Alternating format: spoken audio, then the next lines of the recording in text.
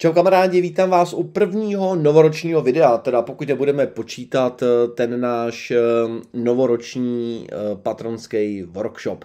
O čem se chci bavit dneska? No o tom, o čem mluví celý Twitter, celý YouTube a všichni mají potřebu dávat predikce na rok 2023. Tak já vám taky nějakou dám.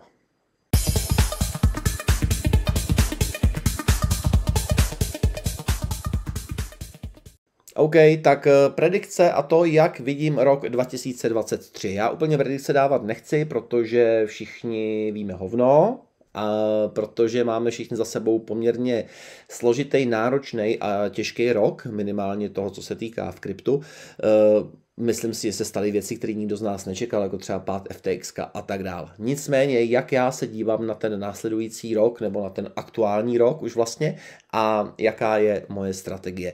Strašně nerad bych mluvil o ceně, i když chápu, že každý chce cenu řešit, hlavně ty lidi, kteří nastupovali v polovině bear marketu, nebo třeba úplně v tom nejhorším případě na jeho konci, tak samozřejmě lidi chtějí cenu vědět a navíc ji asi chtějí vědět i ty, kteří teď v kryptu nejsou, protože Bitcoin za 17 nikoho moc nebere, až bude Bitcoin na 50 tisících, tak samozřejmě pak z toho budou všichni hotoví a všichni budou Bitcoin chtít a všechno ostatní.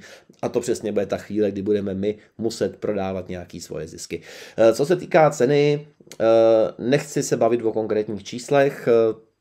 Teď jsme na hodnotách, které už jsou pro mě víceméně nákupní, čímž nechci říct, že to nepůjde dolů. Pokud bychom měli čekat nějakou takovou tu kapitulační svíci dolů, pokud by ještě něco nám mělo na pár týdnů nebo měsíců zkazit náladu, tak bych to já osobně očekával někde v prvním čtvrtletí tohohle roku. To znamená leden, únor, březen.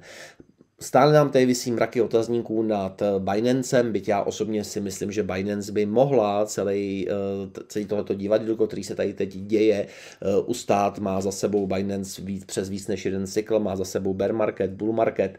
Myslím si, že Binance ukázala, že se s těma prachama snaží aspoň trošku jako normálně zacházet. Nicméně možná jsme se toho FTX mysleli taky a jak to dopadlo. Takže já bych se z 90% klonil k tomu, že Binance všechny tyhle ty útoky, které se teď dějou, tak přežije. Myslím si, že kdyby to neměli chlapci dobře spočítat, neměli by dostatek rezerv a nebyli by připravení a neměli by třeba splacený nějaký půjčky, tak by se nepouštěli do toho navážení se do FTX, protože co si budeme, byť FTX byl průser jako kráva, tak jeden z největších katalyzátorů pro to, aby začal prodávat i ten retail, právě byla Binance a její tweety. Myslím si, že pokud do něčeho takového jdete a prakticky pomůžete k likvidaci svého přímého konkurenta, tak musíte očekávat, že se na vás někdo bude chtít hojit a bude chtít jít někdo proti vám a byli byste asi hloupí, kdybyste se na tuhletou variantu nepřipravili. Takže já trošku si myslím a doufám, že Binance je připravená a že Binance by snad nemusela být to, co by mohlo kryptotrhu v tomhletom bear marketu zlomit vás. Nicméně i tak stále platí, že na centralizovaných službách a burzách, zvlášť v tuhletu dobu, byste svoje krypto mít neměli a když to budete mít na svý peněžence, máte klidný spaní, protože když budete mít prachy na svý peněžence nebo krypto na svý peněžence a padne Binance, tak dobrý, tak se budete pár týdnů dívat na to, jak se krypto plácá, Bůh ví kde, přečtete si pár uplakaných tweetů, ale budete v pohodě, nepřijdete o své peníze. To, že vaše krypto ztratí krátkodobě nějakou hodnotu, s tím snad všichni počítáme, nicméně pořád ty tokeny budete mít, pořád budete mít svůj Bitcoin, pořád budete mít svůj Ether, pořád budete mít svůj Atom a já nevím co všechno. Takže ať už Binance věříme nebo nevěříme, určitě bych v současné chvíli a nikdy ani v budoucnu neměl na centralizované burze žádný prachy.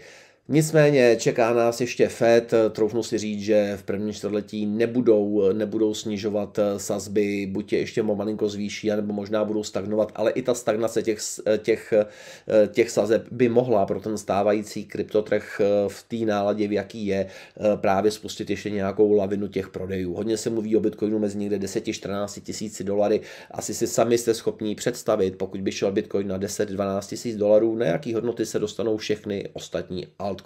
A s tímhletím je každopádně třeba počítat. Takže za mě ceny, které jsou teď, jsou pro mě nákupní, nakupuju na nich DCAčkem skoro každý den, nicméně počítám s tím, že v prvním čtvrtletí by ještě možná mohla přijít nějaká děha dolů a tam bych dobíral za násobně větší částky, než za který kupuju tím DCAčkem.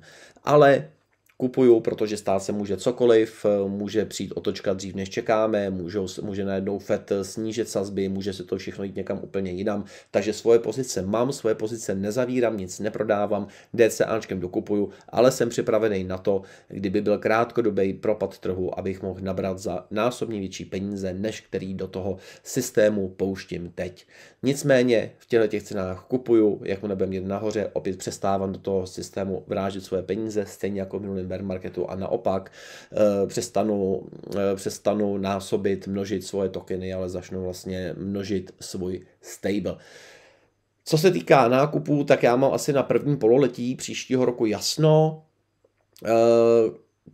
Z 90% nebo z 90% těch peněz, který do toho systému budu dávat, tak budu kupovat Ether. Mám nějaký svůj dvojciferný cíl, který bych chtěl do května nebo do června naplnit, takže se snažím, co to jde a hrnu to tam a kupuju. Samozřejmě pokud by Atom nebo nějaký jiný token přišel prostě k nějakému velkému pádu, tak bych třeba vynechal 1-2 nákupy Etheru, dal bych to někam jinam, ale zatím z 90% mám v plánu kupovat Ether.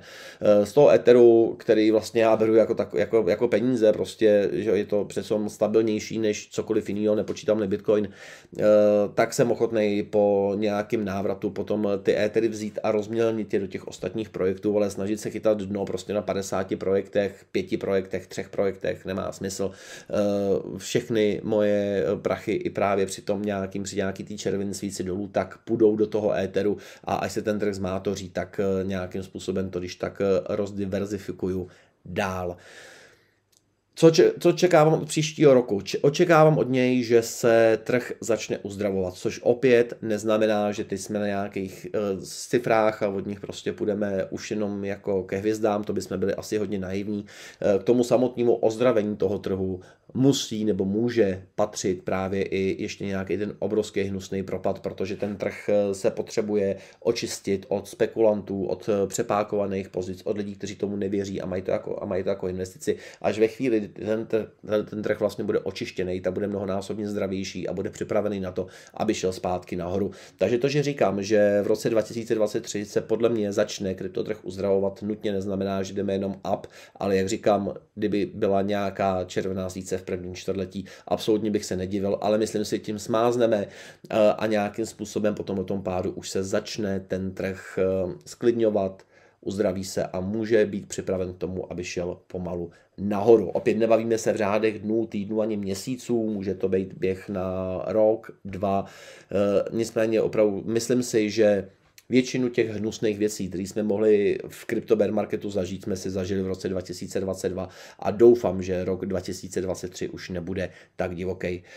Moje divoký karty na příští rok nebo na tenhle rok už vlastně, tak je jednoznačně Ether a Atom. Na Atomu se bude v prvním kvartálu spouštět sdílení zabezpečení, to znamená, že tam přijde i nativní USDC, to je podle mě obrovská událost pro celý Cosmos ekosystém ve chvíli, kdy tam bude vlastní blockchain z USDC, s nativním USDC, tak vy ho budete moct sbírat jako odměny za staking Atomu a vlastně začnou přicházet do Cosmos ekosystému projekty, který ten USDC potřebují, jako je právě DIDX, který nemůže pustit svůj blockchain do té doby, dokud nebudeme mít nativní USDC.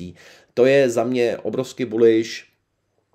Celý Atom, celý ten Cosmos ekosystém si myslím, že by mohl být na prahu dobrýho startu, není to jenom z mý hlavy, podívejte se třeba na Coinbira, mnoho světových youtuberů, kteří nejedou all in Bitcoin, tak dávají Cosmos ekosystému a konkrétně Atomu na ten příští run poměrně velký šance a protože mě nemám úplně malý bugy, tak si v hloubi duše přeju, aby to tak bylo. No a samozřejmě moje druhá divoká karta, která je na Ether.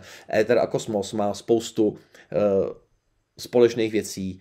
Nejsou v tom žádný VCčka, je to doopravdy decentralizovaný, řídí si to komunity, což třeba nebylo u žádných těch Ethereum killerů, jako je Solana a spol, všude prostě byli nahrnutý velký investoři, VCčka, jsou tam narvaný prachy, teď samozřejmě ty lidi chtějí, aby to nějakým způsobem bylo ziskový a vidíme, co se nám například ze Solanou děje teď, takže tohle to jsou třeba dvě věci, proč já jsem nalitej víceméně jenom v Etheru a v Cosmosu, protože tady jsou za mě dodržovaný ještě kromě Bitcoinu ty zásadní pravidla, které v kryptu jsou. Netaháme si sem úplně zbytečně nějaký velký hráče, snažíme se dělat krypto tak, jak má být. U Etherea čekám v tomhletom roce, že se rozvine adopce rollupů, ZK rollupy plánuje i Polygon, tak doufám, že se s tím pospíší. Myslím si, že lidi začnou přecházet z těch různých EVM kompatibilních chainů, jako je například Phantom, tak se začnou stahovat právě na Arbitra, na Optimismy, na věci, které jsou přímo spojené s Etherem, mají zabezpečení toho Ethera a ty poplatky tam jsou stejně nízký jako na těch ostatních blockchainech. Zatím jsme tady měli mraky Ethereum killerů od Cardana přes Solanu, možná Avalanche, nevím kdo dál. Pak taková pěkná věc, ona to hodně šilovala Cardano komunita, Kadera, nebo Kadena, tak nějak. Tohle to jsou všechno jako projekty, které se byly v prsa, že budou Ethereum killeři. Zatím to vypadá, že postupně zabíjejí sami sebe a že úplně tomu Etheru nesahají ani pokotníky. Na to, že jsme v hluboké fázi bear marketu, tak na Ethereum se stále vyvíjí. Teď jsem třeba dělal video o Opinu, že o Ethereum na druhou. Vznikají tady nové myšlenky, vznikají tady projekty, které zase budou moct na těch ostatních sítích všechny hezky kopírovat. Takže proto podle mě to nejlepší, co se může dít v kryptu příští rok, tak se prostě bude dít na Ethereum, v kosmosu a samozřejmě Bitcoin tady je, ten nemůžeme v žádném případě přehlížet. Pokud jste přežili tenhle bear market, tak opravdu si myslím, že příštím roce už nás toho moc horšího čekat nebude. Bude asi velký záhul na nervy, ustát nějaký ten případný pád, který by ještě mohl přijít, ale myslím si, že máme poměrně velkou část bear marketu za sebou a doufám, že ten příští rok bude mnohonásobně lepší. Je to vidět i na těch komunitách, je to vidět na vás všech, kteří jste zůstali, kteří se zapojujete, kteří přemýšlíte, kteří chodíte na akce, chodíte na konference, snažíte se vzdělávat a je vidět, že ten bear market doopravdy je jiný v něčem, než byly ty předchozí a právě proto bychom se mohli mnohonásobně rychlejš uzdravit. Tak přátelé, hlavně jsme zdraví my, je randovou naše investice, to je vlastně celkem jedno. Bude hezký, když půjdou nahoru, no a jestli půjdou nahoru až za 2 roky nebo až za rok, to je vlastně jedno, pokud se toho dožijeme, protože budeme psychicky i fyzicky v pohodě. Mějte se fajn a buďte na sebe hodný. Čau.